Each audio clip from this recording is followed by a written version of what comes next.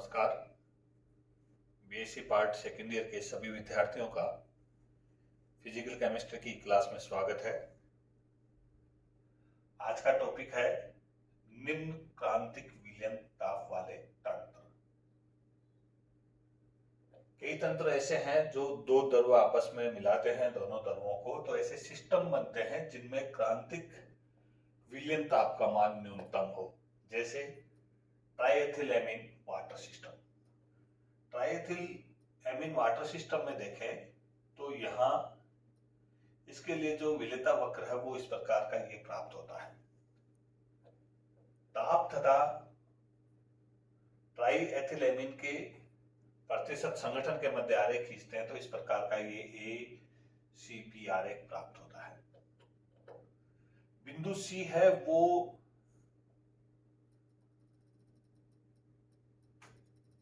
निम्न क्रांतिक विलयन ताप है जो कि दोनों के क्वथनांकों से कम होता है और इसका मान है 18.5 डिग्री सेंटीग्रेड। इस बिंदु C के ऊपर जो दोनों द्रव हैं वो दोनों द्रवों की सतह अलग अलग होती है, अर्थात दो प्रवस्थाएं होती हैं। लेकिन बिंदु C के नीचे की ओर देखें तो ये एक ही सतह होती है दोनों द्रवों की, और बिंदु C पर जो प्रतिशत संगठन है वो 50% होता है ट्राई एथिलएमीन का वाटर में। तो इस प्रकार ये जो तंत्र है ट्राइएथिलएमीन वाटर सिस्टम, ये निम्न क्रांतिक विलयन ताप वाला तंत्र है। इस तंत्र में दोनों अवयवों की विलेयता परस्पर ताप घटने के साथ बढ़ती है। ताप जैसे जैसे कम होगा विलेयता लगभग बढ़ती जाएगी और एक न्यूनतम ताप के नीचे दोनों अवयव किसी भी अनुपात में परस्पर विलयशील होते हैं। इसीलिए यहां देखा इस तंत्र में 18.5 डिग्री सेंटीग्रेड के नीचे केवल दोनों तंत्रों की दोनों प्रवस्थाओं की एक ही प्रवस्था में परिवर्तित हो जाती है। अतः ट्राइएथिलएमीन तथा जल तंत्र के लिए पारस्परिक विलेयता वक्र निम्न प्रकार का है।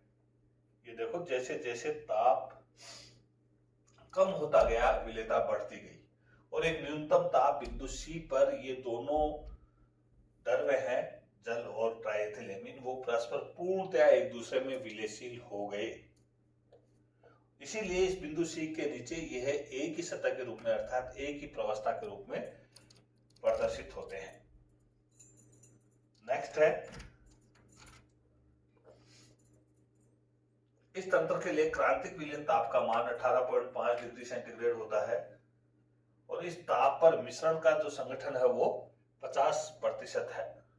18.5 डिग्री सेंटीग्रेड के नीचे ट्राइएथिलएमीन और वाटर परस्पर पूर्णतः प्रत्येक अनुपात में विलयशील होते हैं और जबकि इस ताप के ऊपर दोनों द्रव परस्पर अलग अलग सतह बना लेते हैं, अर्थात इस ताप के ऊपर दो प्रवस्थाएं होती है और इस ताप के नीचे एक प्रवस्थाएं होती है।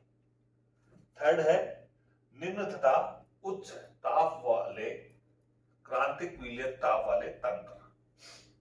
इन तंत्रों में देखें तो क्रांतिक विलयन ताप की उच्चतम तथा निम्नतम दोनों सीमाएं होती है।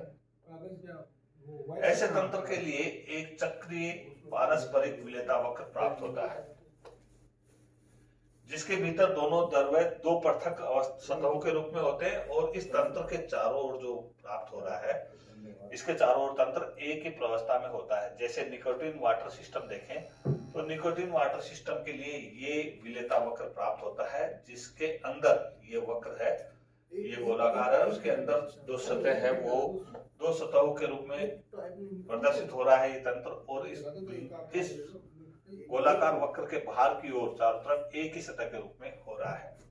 इस तंत्र के लिए जो क्रांतिक विलयन ताप है निम्नतम क्रांतिक विलयन ताप 60 डिग्री सेंटीग्रेड होता है जबकि उच्च क्रांतिक विलयन ताप का मान 208 डिग्री सेंटीग्रेड होता है। इन दोनों तापों पर मिश्रण में 32% बाहर निकोटीन का पाया जाता है, अर्थात प्रतिशत कंपोजिशन इन दोनों तापों पर कितना होता है 32% निकोटीन का। अर्थात जल में निकोटीन का मिश्रण 60 डिग्री सेंटीग्रेड से नीचे तथा 208 डिग्री सेंटीग्रेड तापक्रम से ऊपर के ताप पर एक प्रवस्था में सममांगी विलयन के रूप में प्राप्त होता है।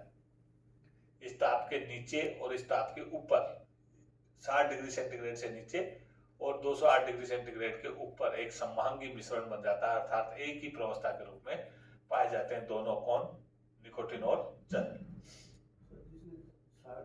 लेकिन 60 डिग्री सेंटीग्रेड से ऊपर तथा 208 डिग्री सेंटीग्रेड से नीचे जो मिश्रण का संगठन है वो इस गोले के मध्य का है, दोनों द्रवों की सतह पृथक पृथक हो जाती है। इस प्रकार हम देखें तो यहाँ जो निम्नतम और उच्चतम दोनों संविलीन ताप है इस तंत्र में, निकोटीन और वाटर सिस्टम। अगला टॉपिक है संविलीन ताप पर अशुद्धियों का प्रभाव।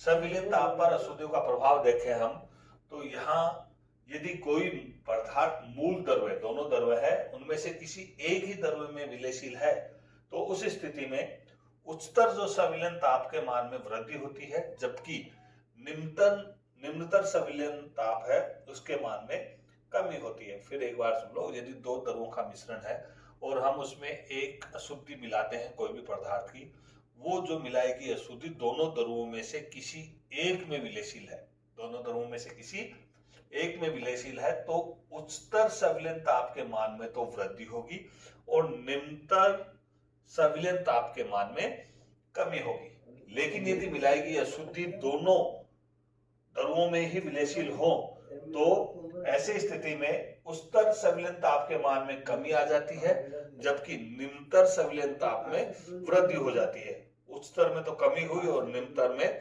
वृद्धि हुई। तो जैसे जैसे हम अशुद्धि मिलाते जाते हैं तो इस प्रकार पदार्थ की पर्याप्त मात्रा मिलाई जाए तो दोनों द्रव्य परस्पर आंशिक विलेयता को पूर्ण विलेयता में बदल सकते हैं। क्यों? क्योंकि उच्चतर का तो मान, उच्चतर संविलीन ताप का मान कम हो रहा है और निम्नतर संविलीन ताप का मान उच्च हो रहा है, तो दोनों एक दूसरे की तरफ आते आते एक ऐसा बिंदु आ जाएगा जहां दोनों पूर्णतः एक दूसरे में विलयशील हो जाते हैं और एक ऐसी अवस्था में ये एक ही प्रवस्था के रूप में कार्य करते हैं। अविलयशील द्रव्य। यदि दो परस्पर अमिश्रण द्रव्य एक दूसरे में मिलाए जाएं तो उनमें से कोई भी द्रव्य दूसरे के गुणों को किसी भी प्रकार से प्रभावित नहीं करता हो तो ऐसे द्रव्य अविलयशील द्रव्य कहलाते हैं। फिर सुन लो, यदि किसी भी द्रव्य में ऐसा द्रव्य मिलाए तो दोनों को मिलाने पर ये दोनों एक दूसरे के गुणों को किसी भी प्रकार से प्रभावित नहीं करते हो, अविलयशील द्रव्य कहलाते हैं। अतः ऐसे अविलयशील द्रव्य मिश्रण में प्रत्येक द्रव्य का अपना वाष्प दाब होता है तथा उसका जो मिश्रण बना उसका वाष्प दाब दोनों द्रव्य के वाष्प दाब के योग के बराबर होता है। अर्थात समीकरण 1 से ज्ञात कर सकते हैं मिश्रण का वाष्प दाब बराबर ए द्रव्य का वाष्प दाब प्लस बी द्रव्य का वाष्प दाब। लेकिन जो परस्पर अविलयशील द्रव्य होते हैं उनके मिश्रण का जो क्वथनांक है वो उन दोनों द्रव्यों के क्वथनांक से सदैव ही कम होता है। ये आपको बात याद रखनी पड़ेगी।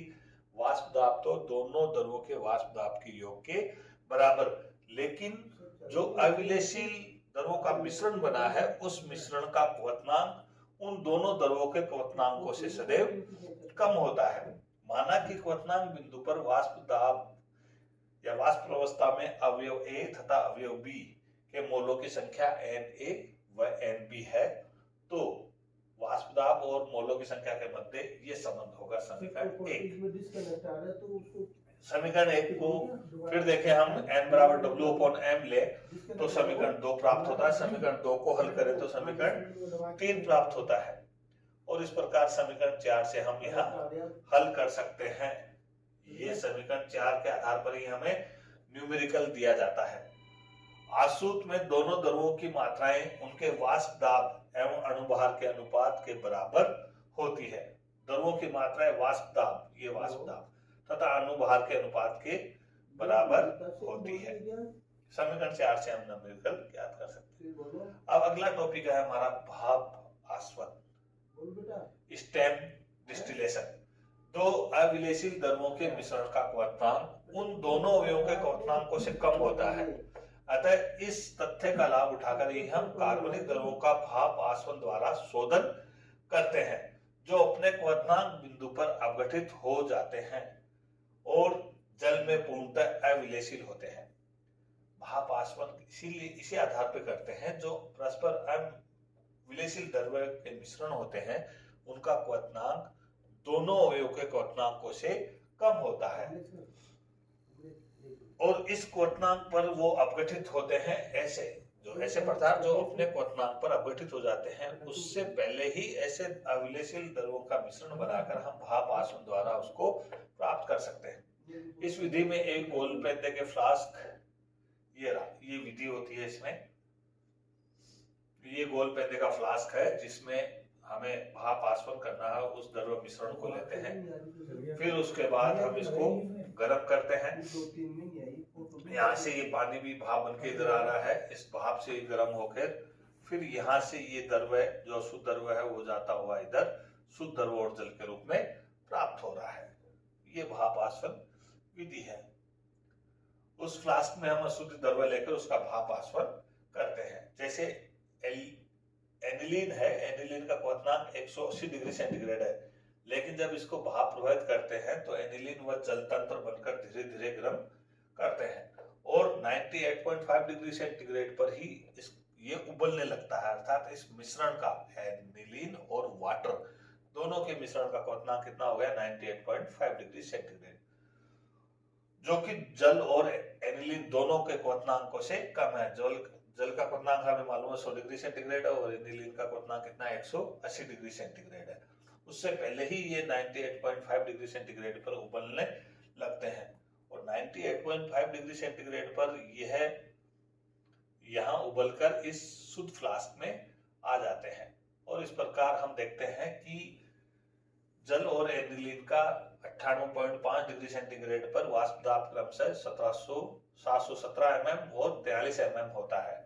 अतः आसुत में इन दोनों की मात्राओं का अनुपात निम्न होगा। क्या होगा, जल की मात्रा अपॉन एनिलीन की मात्रा बराबर जल का अणुभार इंटू वाष्प दाब अपॉन एनिलीन का अणुभार इंटू वाष्प दाब, ये अनुपात होगा।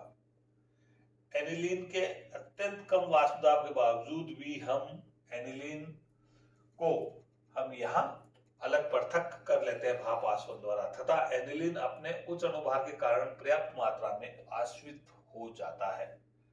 आज की क्लास में इतना ही। धन्यवाद। इसकी पीडीएफ भी आपको उपलब्ध करवाई जा चुकी है। मैं तो